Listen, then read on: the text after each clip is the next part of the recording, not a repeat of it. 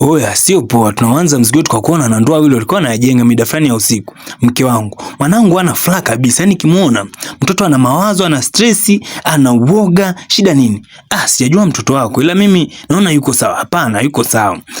Mimi sijajua. Wewe kama unaona wewe, sikia. Mimi nataka mwanangu aishi kwa furaha. Kwa hiyo mimi na maana simpi furaha.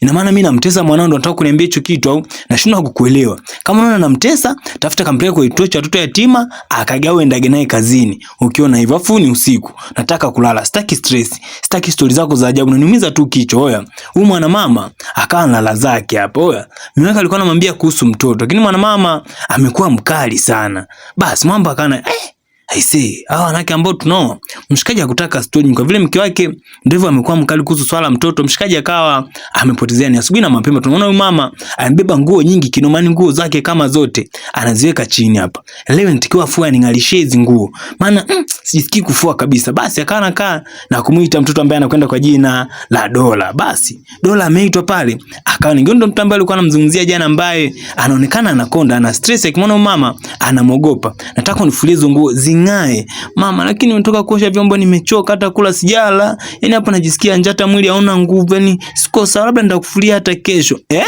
Yaani unaongea mimi nikiongea, yani kabisa uko serious unaongea mimi kabla sijamaliza. Afu unanibania na sauti. Mama nimechoka, sijala, sijisikia hata kufanya kazi. Yaani mimi ndo niongelea hiyo sauti. Hebu chukua hizo nguo nenda kafue. Navyoongea hivi ndo chukua hizo nguo kafue. Basi Dola alikuwa na neno, maana ndo mamake ambaye anaishi naye hapa, ni mamake wa kambo. Babake alimuoa baada ya mamake kufa. Dola kama chukua na hizo nguo zirudie zizo ziacha hapa. Basi Dola kana chukua nguo kwa ajili ya kwenda kumfulia mamake. Upige pasi zinyoke. Sina mambo ya ajabu ajabu. Siku hizi watoto kizembe nyenye. Oya, mama ni mkali kwa kwenda mbele. Basi tunamwona Dola alikuwa anafuafua hapa. Ana jinsi mtoto wa kike ndio hivyo. Mamake kila kitu huwa anamfanyia, anamfulia, anampikia. Yaani kazi zote ziko kwa mtoto wa kike Dola. Licha kwamba umri wake ni mdogo, lakini anafanya kazi ngumu kinoma noma. Basi alikuwa anaomba Mungu hata jua liwake ili aweze kuanika nguo ziwahi kukauka. Dogo anapitia wakati mgumu sana kuishi na mama wa kambo. Muda huo anafua, anasikia kicheko. Kuna katoto kanacheka. Katoto kanakwenda kwa jina la Ela. Oya, katoto kana hatari. Mama ananiambia nifulie na mimi nguo zangu. Dogo achenga, mbona wamenipa nguo nyingi na kufulia tena hizi, na kufuliaje kati na mwenyewe unajua kufua, mwenzio nimechoka. Kwa hiyo nifanyeje mimi? Kama utaki kufua sema niambie sitaki. Hapana, sio kama utaki. Kiukweli mwenzio nimechoka. Unaona kazi zote nimefanya, hujafanya kazi zote, afijua lenyewe hamna. Mimi hivi havinihusu. Nimeambiwa nitakuwa nifulie nguo. Kama utaki sema sitaki. Oya, mtoto wa kike akawa anaondoka. Kanaitwa Elaka katoto. Kana mambo sana tajua hapo mbele. Kwa nini mtoto wa kike Dola anakogopa, hata hajataka kubishana nako kwa kitu chochote. Watoto wako mapacha. Kuna Ela pamoja na Bela. Basi tunamwona Dola aliendelea kufua pale. Basi baada ya kufua akamezianika zile nguo. Muda huo anakuja mtoto wa kike ambaye anakwenda kwa jina la Bela. Huyu ni pacha wa Ela. Huyu mtoto, hawa watoto ni mapacha, wana visanga kweli kweli. Dola kwa nini wanamtesa Dola?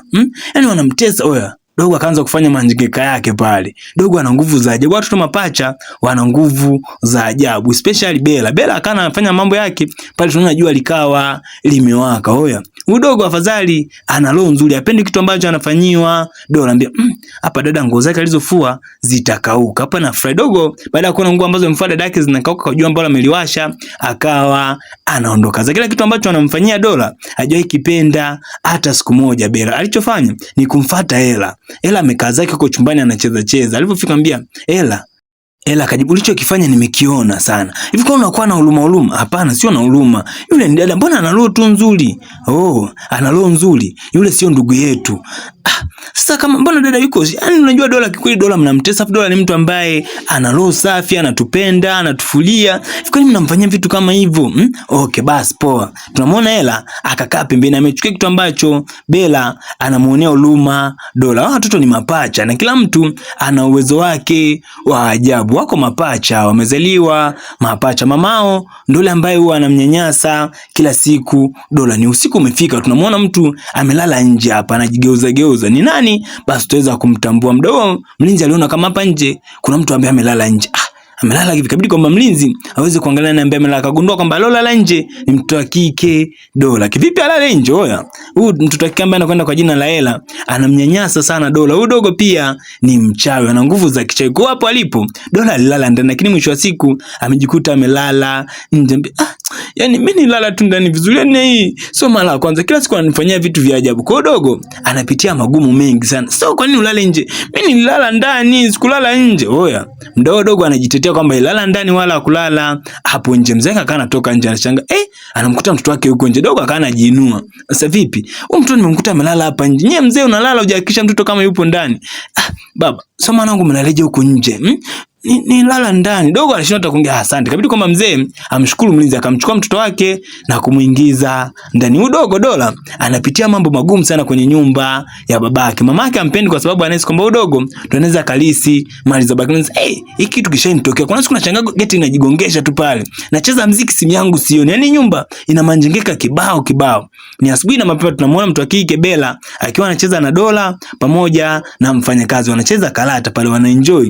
Mtu wa kike Bella huwa anajichanganya na wenzie, anacheza mambo yote wanafanya pamoja, lakini Ella hichi kitendo huwa kinamuumiza sana. Akamuita Bella, unaongea nao wala unaniacha mimi pachako, naongea peke yangu, wewe unakazana unacheza nao, unaenjoy, unafurahi. Sasa kwa nini Ella? Kwa unakuwa na hasira ambazo hazitaki. Wale ni watu wema, ni ndugu zetu. Ndugu zake nani? Wale sio ndugu yangu wala si. Kwa hiyo unawakataa.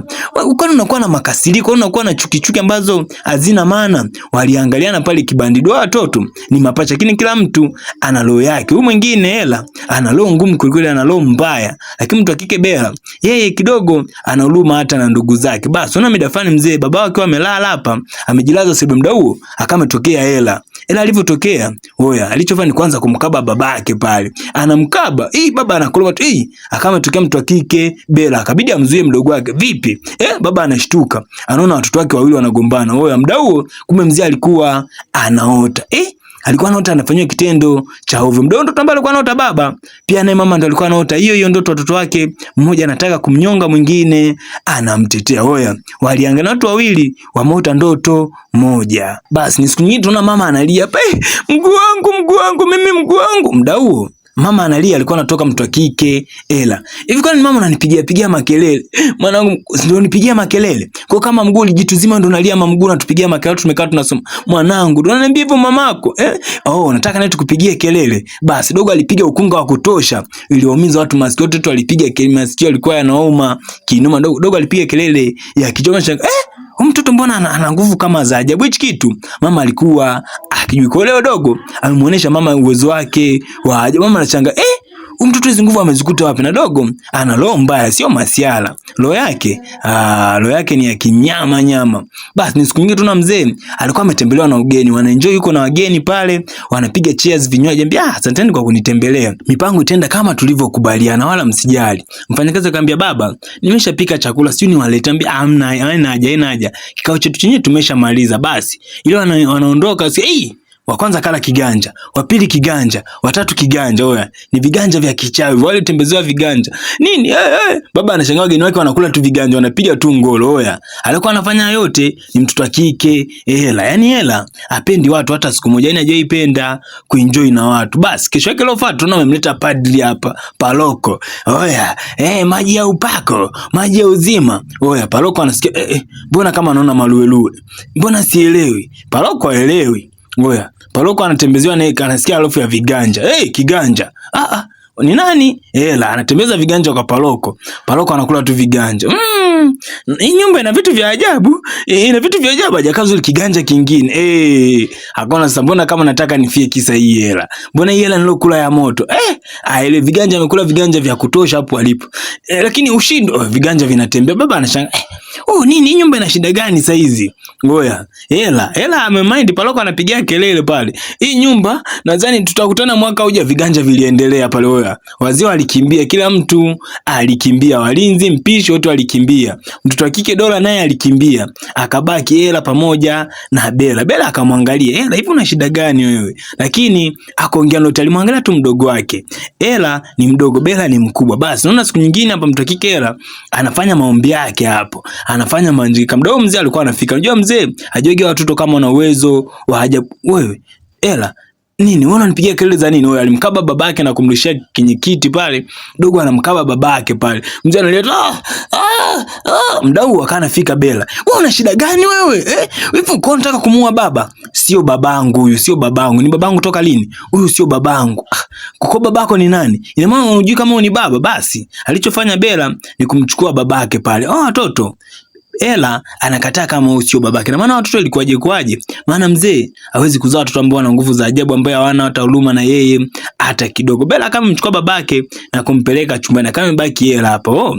Anajidai ana huruma naye, basi tunaona kama atamlinda. Basi naona chumbani huku mtoto kike Bella anamweka babake kitandani na kumvua viatu na kumweka mazingira mazuri. Baba utapona, tusijali. Huyu mtoto ndamweka. Sasa basi mtoto kike Bella akaondoka zake na kumwacha babake peke yake amelala. Mzee ambaki chumbani mwenyewe hapa. Ndio mzee amelala anashangaa anamuona nani? Ela. Mzee anaanza kutetemeka pale. Naomba unisamee, naomba unisamee, naomba unisamee dogo. Mzee na maana sio kwa nakutetea wewe. Kwani unanifanyia hivi mwanangu? Wewe mimi sio mwanao. Anaangalia huko na dogo alichofanya ni kumkaba babake pale kimiujiza kabisa. Dogo anaamua kumuua kabisa babake. Yaani Ela ana huruma kabisa hata kidogo. Mzee ndio hivyo ananyongelewa mbali. Kilichofuata hapo mzee ilikuwa ni is dead. Yaani mzee amepotea mazingira ambayo hayajulikani. Wewe tunaona asubuhi na mapema pasta. Ablagatatata. Kwa hiyo unatupigia makelele, acha mikelele yako hiyo. Yaani hiyo mikelele yako itakuponza hiyo. Na ushindwe mtoto, uniweze. Pasta anahubiri pale, anapiga ngodogo alichofanya ni kumkaba tu kolmeo. Pasta neno alitoki, ameshanaswa ko. Ikabidi mama mwite binti yake, wewe unafanya nini? Akapigwa naye kitu. Mama naye akapigwa kitu cha kichwa. Ikabidi kwa mama mtu akike Bella ingilie. Wewe una shida gani wewe? Oya, pasta ametimua mbio kama zote. Uona watetea unawajua? Ina maana huko serious unamkataa mama. Basi alichofanya watoto wameingia kwenye ulingo wa mapambano. Ngoja leo na wewe nikuoneshe. Naona na kuachaacha. Kwa nini unaniweza? Wewe wakaanza kutambiana pale. Mama ndio hivyo amepumbazika, amepolala mpewa kitu kimoja na Ela. Basi naona Bella akavua ndala. Ela akarudi nyuma kuanza ulingo leo wake. Basi kila mtu akaonesha mawezo yake hapa. Ela akatoa nguvu zake, pia mtu akike Bella naye akatoa nguvu zake. Kila mtu akaanampima mwenzie uwezo wake. Raundi ya kwanza imeisha 0-0. Oya, wakageuzana tena pale wanataka kuoneshana nani mbabe kati. Kila mtu akatuma tena ya kwake. Mama hivyo bado ajielewe, bado amepwalala. Oya, tunaona Ela amezidiwa. Ela amedondoka chini hapa. Bella kwenye ile pambano ameshinda, kaenda kumtibia mamake pale. Mama anashangaa, mama lakini yote acha, chanzo ni wewe. Ni mimi kibibi mwanangu, naomba tu nisamee. Yaani nilikuwa nateseka. Basi mama anatupa story. Hawa watoto aliwapeteje. Tunaona hapa mamake na babao wa kina Ela alikuwa anaambiwa na mamake, yaani unakaa na mwanamke ambaye hajakuzalia hata mtoto mmoja. Toka mke wako amekufa na katoto tu kamoja. Huyu mwanamke umemuoa, hana uwezo wa kuzaa. Unakaa naye wa nini sasa? Tafuta mwanamke mwingine huyo mfukuze. Wewe unakaa na mwanamke, sasa huyo si mwanaume mwenzio tu huyo. Utasema unakaa na mwanamke hakuzalia afanye kitu chochote. Hapo sasa uko na mwanaume mwenzio tu. Mzee anasikitika. Mamake anaongea maneno ya ajabu, kisa mke wake hajamzalia. Basi tunaona huko ni chumbani, mzee anaongea na mke wake. Mke wake ile maneno ambayo alikuwa anaongea mamake alikuwa anasikia. Tunaona mke wake analia tu. Ina maana mamako ndo anaongea hayo maneno. Kwa mume wangu na maana leo nipende. Hamna mke wangu, mimi nakupenda mke wangu. Unajua mimi nimekuoa wewe. Hao maneno ni watu wanaongea, mimi nakupenda. Oya, mwana mama analia tu hapa. Anamsikia maneno ambayo anakashifiwa huko nje kwa sababu hata mtoto mmoja kwenye ndoa yake. Ndoa inakuwa ngumu pale ambapo unakuwa una hata mtoto. Basi kilichofuata mama aliongea na rafiki yake akampeleka kwa mganga. Unaona yupo kwa mganga huko anafanya manjengeka. Oya, unajua nao marafiki sometimes huwa wanazingua sana. Basi mwana mama ndio yuko kwa mganga kwa ajili anataka apate mtoto. Ndoa yake inaingia kwenye mashaka, ana mtoto na mume anataka mtoto, mama mkwe anataka mtoto. Oya, naona yuko kwa witch doctor. Witch doctor naye anafanya cheketu maepe, mtoto akilia mlete. Basi akamwambia naomba uchukue hii dawa. Hii dawa hii hapa, unataka mtoto. Basi ikifika saa 8 za usiku, hii dawa utainywa. Nadhani shida zako ndio ni wewe anaongea na wewe. Kwa nini chukue dawa? Ndio chukua. Oya, hao ni masharti ambayo alikuwa anapewa mwanamama huyo. Si anataka mtoto? Basi anaambiwa chukua hii dawa. Acha uoga, chukua dawa, jiamini. Maana uamuzi ni wa kwako. Usalimike au la. Basi mwanamama akawa amechukua ile dawa. Masharti ndio wale ambao amepewa kwamba saa 8 za usiku inatakiwa anywe ile dawa. Basi tunaona ni majira fulani ya usiku, alikuwa amelala, mkewe anamshtua pale. Oya, aliweka na alarm kabisa kwamba yuko serious na kitu ambacho anakifanya. Kiangalia saa yake ndio muda ambao aliambiwa anywe ile dawa. Basi alichofanya ni kutoa dawa ambako aliificha. Maana mganga alimpa masheti kwamba sija akazingua, kifeli tu atakuwa ameharibu kila kitu. Muda wenyewe ameamka ni muda sahihi kabisa ambao aliambiwa na mganga. Basi alichofanya alichukua ile dawa na kuanza kuinywa. Kanusa kwanza ile dawa ina harufu mbaya kinoma noma, harufu yake tu oya sio poa. Basi mwanamama alichofanya, kwa vile ana shida na mtoto, kwa ile dawa ilibidi ainywe. Oya, alikunywa dawa, ndio hivyo yote anafanya kwa sababu anataka mtoto, anataka kulinda ndoa yake. Basi zipita wiki mbili, nasikia hongera sana. Yani unajua mke wangu mimi nakupenda sana. Yani shida ilikuwa ni mtoto tu hapo, kwa vile una ujauzito basi ni furaha. Oya, mganga alifanya kazi kwa, unaona mama anapewa hongera hapa, kwa sasa ni mjamzito. Pia mume wake anajua amefanya kazi yeye, kumbe kazi alifanyiwa na mganga. Mke wake alijiongeza kwenda kwa mganga. Tunaona ndoa kabisa hapa sasa ina amani. Baba ana furaha, mama ana furaha, mama mko pia naye ana furaha. Hapa majirani hawawezi kumkebei. Kwa watoto walipatikana kupitia njia ya mganga. Kwa nadhani hapa tumejua watoto walipatikana. Basi dogo alikuwa ameagiza maji, aletwa. Mdogo anaagiza maji, akametokea mganga. Mbendo aliyofanya mama akapata watu.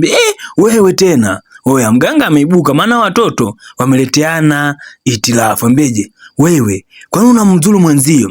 Hujui ndo ndugu yako? Sio ndugu zako hata kidogo. Huyu ndo ndugu yako kabisa, na mimi ndo ambaye nilifanya mpaka wewe ukawepo duniani. Leo naona kama unaanza kupingana na mimi, si ndio hivyo? Nikurudishe ulikotoka. Naona umekuwa kiburi sana, umekuwa jeuri wewe mtoto. Ambie, unaniweza? Unajibu jeuri?